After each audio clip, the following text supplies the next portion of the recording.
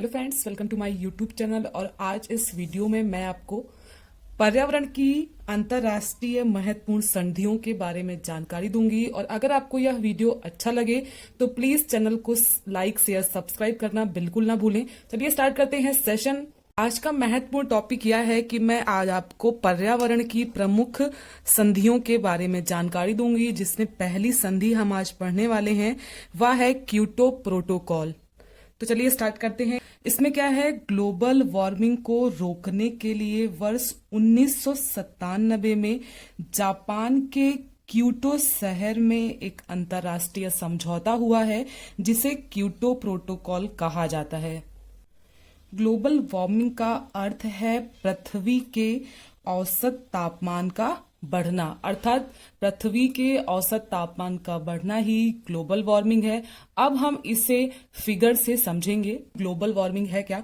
तो यह जो भाग है, यह भाग जो है वह पृथ्वी है, और पृथ्वी के चारों ओर एक आवरण है जिसमें methane, nitrous oxide, carbon dioxide या जलवाष्प, इसका यह घेरा है। सूर्य से आने वाली जो लघु किरणें हैं, वह लघु किरणें पृथ्वी पर डायरेक्ट आती हैं, बट जो यह आवरण है उससे छन छन के बाहर से सूर्य से जो किरणें हैं वह पृथ्वी पर पहुंचती हैं। अब जो यह क्षेत्र है, यह क्षेत्र जो है वह वायुमंडल है, अर्थात इसमें विभिन्न प्रकार की गैसें जैसे नाइट्रोजन 78%, ऑक्सीजन 21%, आर्गन 0.9% और कार्बन डाइऑक्साइड 0.03% इनका घेरा है। अगर पृथ्वी का तापमान दिन प्रतिदिन बढ़ता जाएगा तो जो सूर्य से किरणें आ रही हैं, लघु किरणें, यह किरणें जो है वह छन छन के पृथ्वी पर पहुंचती हैं और बहुत कम ही पहुंच पाती हैं। लेकिन अगर यही ओजोन परत में छेद हो जाएगा, सपोज यहां से यह परत जो है वह गायब होने लगेगी, तो जो किरणें होंगी वह डायरेक्ट पृथ्वी पर पहुंचेंगी। और आपको पता होगा कि अगर ग्लोबल वार्मिंग का भी मैंने बताया पीछे अर्थ आपको, कि ग्लोबल वार्मिंग का अर्थ है कि पृथ्वी के औसत तापमान का बढ़ना, अर्थात पृथ्वी का जो तापमान है वह दिन प्रतिदिन जो है वह बढ़ता जाएगा, जिससे बहुत सारी प्रॉब्लम स्टार्ट हो सकती हैं। अब हम आगे समझेंगे यह कि ग्लोबल वार्मिंग के लिए सर्वाधिक जो उत्तरदायी गैस है वह है कौन सी, कार्बन डाइऑक्साइड, CO2। CO2 सबसे ज्यादा जो है वह वैश्विक तापन के लिए उत्तरदायी गैस है। इसके अलावा कभी कभी क्वेश्चंस यह बनते हैं कि वायु प्रदूषण के लिए सर्वाधिक उत्तरदायी गैस तब भी हमारी CO2 ही होती है। मतलब कहने का सेंस यह है कि कार्बन डाइऑक्साइड जो बढ़ रही है उसका मेन कारण है कि वैश्विक तापन का बढ़ना, और वायु प्रदूषण का बढ़ना भी कार्बन डाइऑक्साइड पर ही निर्भर करता है। तो आगे पढ़ेंगे कि ऐसी कौन कौन सी गैसें हैं जो हमेशा एग्जाम्स में पूछी जाती हैं। उत्तरदायी जो गैसें हैं, जैसे कि मैंने बताया कि ग्लोबल वार्मिंग या वैश्विक तापन के लिए हमारी जिम्मेदार जो गैस है वह है कार्बन डाइऑक्साइड।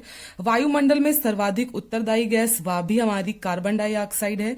ओजोन परत के क्षरण के लिए CFC यानी क्लोरो फ्लोरो कार्बन, यह गैस उत्तरदायी है हमारी ओजोन परत के क्षरण के लिए, क्लोरोफ्लोरो कार्बन। इसके अलावा अम्लीय वर्षा के लिए उत्तरदायी गैस है सल्फर डाइऑक्साइड, SO2। इसके अलावा भोपाल गैस त्रासदी, MIC, इसका पूरा नाम है मिथाइल आइसोसाइनाइड।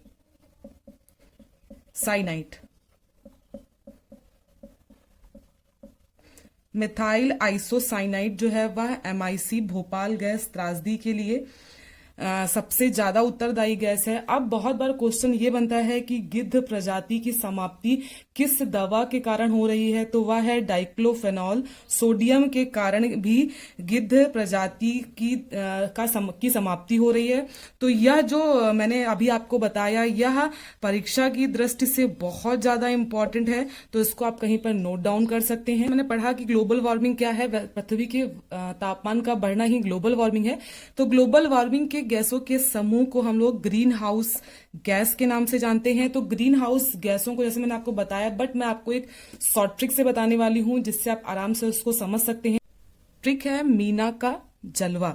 तो हमारा मी से हो जाएगा मीथेन, ना से हमारा हो जाएगा नाइट्रस ऑक्साइड, का से हो जाएगा हमारा कार्बन डाइऑक्साइड, और जलवा से हमारा हो जाएगा जलवाष्प। तो ग्लोबल वार्मिंग की गैसों को याद करने की मैंने आपको एक शॉर्ट ट्रिक दी। ऐसे भी आप याद कर सकते हैं, बट एक ट्रिक बता दी है तो माइंड में हमेशा रहेगा। अब समझते हैं कि अभी तक जो मैंने पढ़ा उसमें किस प्रकार से क्वेश्चंस आते हैं। तो पहला क्वेश्चन है, किस गैस के कारण भोपाल गैस त्रासदी हुई थी? CFC, carbon dioxide, nitrous oxide या एमआईसी? तो भोपाल गैस त्रासदी में हुआ था methyl isocyanide. MIC is the right answer, option fourth. और यह यूपी टेट 2016 में यह क्वेश्चन आया हुआ है। इसके अलावा नेक्स्ट क्वेश्चन है, भूमंडलीय तापन का कारण क्या हो सकता है? ऑप्शन ए है हिमनदों में वृद्धि, ऑप्शन बी है कार्बन डाइऑक्साइड में वृद्धि, और ऑप्शन सी है कार्बन डाइऑक्साइड में कमी, और ऑप्शन 4 है वनों में कमी।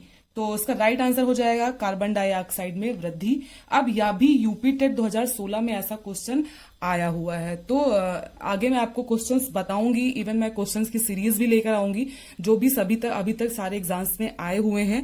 तो आज के लिए बस इतना ही, और मैं आपको आगे और भी अच्छे से अच्छे वीडियो प्रोवाइड करूंगी। इवन मैं इसका नेक्स्ट पार्ट लेकर आऊंगी। तो आज हम लोगों ने पढ़ा क्योटो प्रोटोकॉल के बारे में पूरा। तो अगर यह वीडियो अच्छा लगा हो तो प्लीज चैनल को लाइक शेयर सब्सक्राइब करना बिल्कुल ना भूलें। अगर आप हमारे चैनल में नए हैं तो चैनल को सब्सक्राइब जरूर करें।